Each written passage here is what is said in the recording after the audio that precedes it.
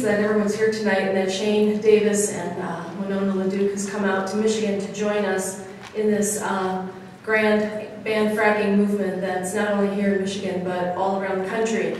And I want you to have as much time as possible to hear from them, and even before Winona gets here, Shane, why don't you come up and start too. I wanted to say a few things about our committee. I'm the campaign director of the Committee to Ban Fracking, and we started it in 2012. First, we started a group called BanMichiganFracking.org, which is a nonprofit, and we do a lot of investigative work, not quite as in-depth as Shane does, but a lot of similar kinds of things, and you can follow along over the last 3 years all the stories that we've put out up there.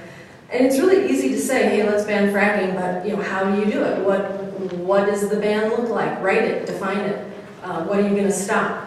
Other states, in the meantime, have done so, but they haven't done it with Ballot Initiative yet, and that's something that only some states have, not all states. New York does not have it. So back in 2011, when I went to a ban fracking in New York State conference with all the ban activists there, I told them that, well, we have Ballot Initiative, and they went, man, why aren't you using it? But back in 2011, not many people knew about fracking in Michigan, or even the term. And now, we're on the front page of the Detroit News. So it is our third time. Before I forget, I want to point out we do have brochures that we printed. We also have them on the website. You can download them. And this is a campaign to bring this message to the streets. This is really a grassroots effort like none before. I think most ballot initiatives are, these days, really heavily funded by big groups that come in with big pots of money, and they hire people out and to do the work. And then people are only somewhat informed, and you have to rely a lot on TV ads and all of that to become familiar, and all those things that come into your mailbox. Well, we're going to have a much different campaign. We're going to depend on all of you and many, many more people to get the word out there, literally on the streets, in person, face to face, the old-fashioned way, on the sidewalks, in public parks, at art festivals, and it's exhilarating. It's really fabulous to get out there and do the kind of talking like Shane's talking about in Colorado's communities. We have to bring that word about what's going on in Pennsylvania and Colorado, Oklahoma, to Michigan people, because we're not experiencing it now like they are now. And so it's so important to us to have people from out of state come and tell their stories. We've now heard from Wes Wilson and Phil Doe from Colorado, Jessica Ernst from Canada.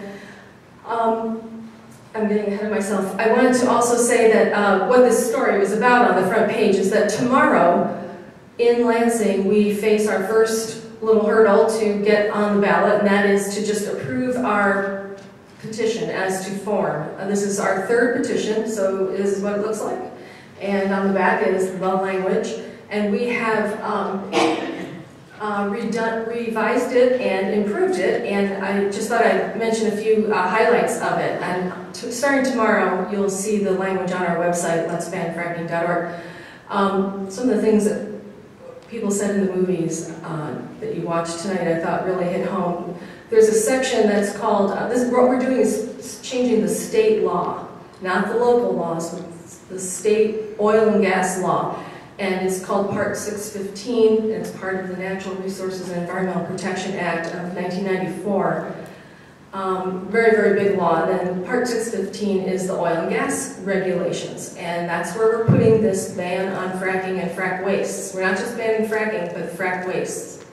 And we define it as both wastes that go into the air, the water, and all of the physical, tangible materials, the drilling muds, the sludge, the drill cuttings, residual fluids, produced water, flowback, brines. But this part that's in the beginning of the oil and gas law is called construction of part. Take a good look at that, because what we're revising it to say, and it used to say, and it still says to this day, since 1939, that the gas and oil industry must be fostered by the state of Michigan, along the most favorable conditions and with a view to maximizing oil and gas production.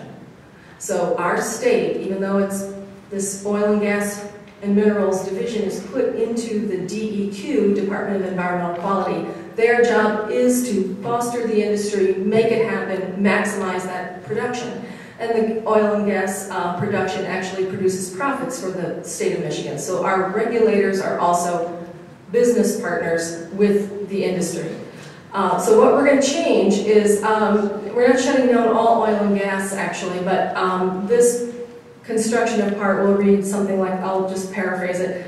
It's long been declared the policy of the state to foster conservation of natural resources, and this is where we put in some wording that actually comes from our state constitution, and to provide for the protection of the air, water, and other natural resources from pollution, impairment, and destruction. In past years, extensive deposits of oil and gas have been discovered that have been extracted using wells through which oil or gas flowed naturally or was pumped to the surface. The recent uses of high-intensity horizontal hydraulic fracturing and acid well stimulation and completion treatments are different and typically include injections of large amounts of water, solvents, acids, and other chemicals to fracture or dissolve underground formations horizontally. You saw those visuals. The consequences of which pollute, impair, and destroy our water resources, land, air, climate, and public health. So the interests of the people demand that the exploration of oil and gas shall not be done at the expense of the natural environment and human health. It is accordingly the declared policy of the state to protect the interests of its people and environment during gas and oil development. This part is to be construed liberally to give effect to sound policies to protect, etc.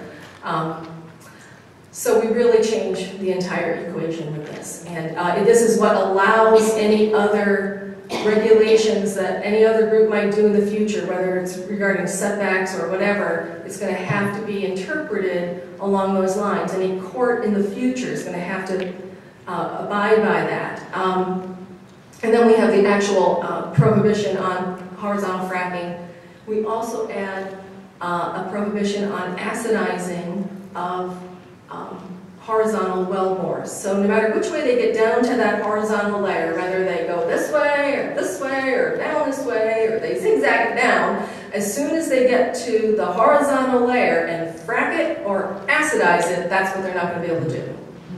So we've defined it as a process, and because we're not just doing it in shale, the industry is not just doing this process or processes in shale, but also in carbonate layers and other types of layers. So we don't say, like in New York State, well, let's not do shale gas development. No, we're looking at the actual physical process that they're using. And because acidizing is so similar to fracking, the end result is coming up with these openings in the rock formations that then allow the gas to flow.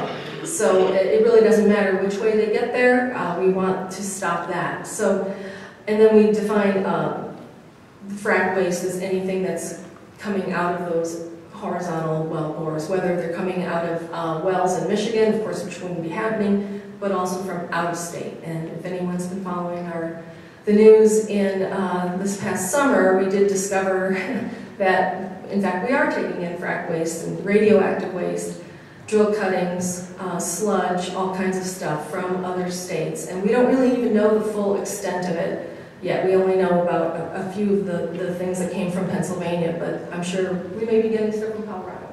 I really don't know.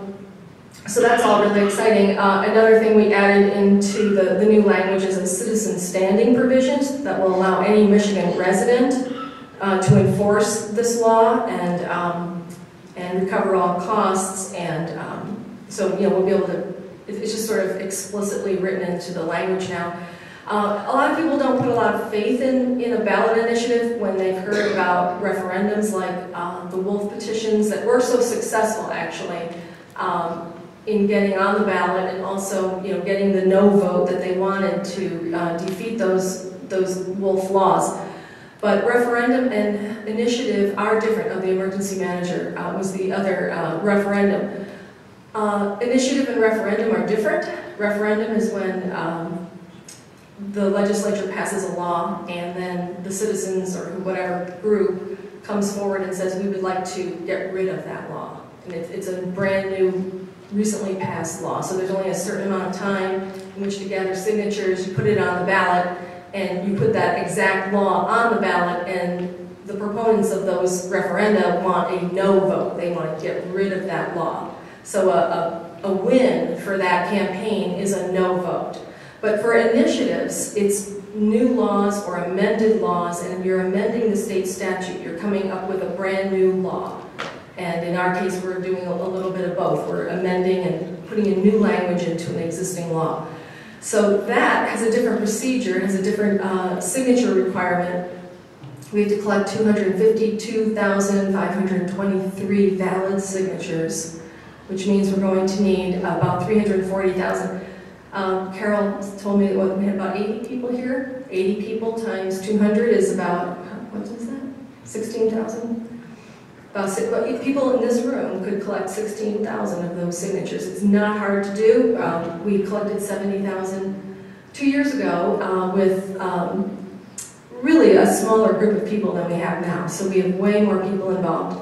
We do need many more people to get involved though. So please recruit people that you know. If you haven't signed up already, and I think a lot of you actually in the room are signed up, please do so at letsbanfracking.org, and we definitely have the power to do this. I forgot to say one other thing about the process of the initiative. Once the ballot, once we get enough signatures, it goes actually not right to the ballot, but it goes to the State House and Senate, and they first have a chance to vote it up or down. No changes whatsoever. They cannot make any change, no amendments, no periods, nothing. And they have 40 session days in which to vote it in or not. They're not going to vote this one in. And they will either do nothing or vote it no, and they have to do it by roll call vote, so you will know exactly, and this is spelled out in the Constitution, you will know exactly who votes which way, and so that when November rolls around, you'll know which way to vote for your, the current people anyway. And then when that happens, then it goes to the ballot for a statewide vote of the people. That's the path it takes to the ballot. So it's considered indirect initiative. Then we all vote on it, and we vote it in, and all of this language will now become the law of the land. And even if the legislature changes it in between now and then, doesn't matter. They can do whatever they want. It doesn't matter. This language will then become the new law. And it will have extra protection written into the Constitution, whereby, for one thing, the governor cannot veto it, so the governor is completely off the radar on this. He or she has no role in an initiative process. They cannot do anything about it, which is great. So we don't have to do a Dear Governor Snyder movie, right? So, it saves us a lot of time. And then we, let's see, so at that point, it can be redone, it can be overturned, but it's a little harder now. So it would be by 3/4 of a supermajority vote in both House and Senate in order to change any wording at all. Does anyone remember the Bottle Bill initiative back in '76? That was an initiative, a legislative initiative, just like this one. And that's when I came to Michigan and got involved in that initiative. I was really moved by it. I thought it was really quite an amazing feat, and that law is on the books today, and of course we all love it and like it. How many people are signed up right now for the committee? Just about, oh wow, you're all here, very cool. And we've got coordinators all over the state. We still need more. We're going to need about 2,000 people involved minimum, so we're still looking for people. The best way we can find new people is face-to-face, word of mouth, so keep that word of mouth going. Keep using our brochure with people, and it's also online, and you can email it to folks.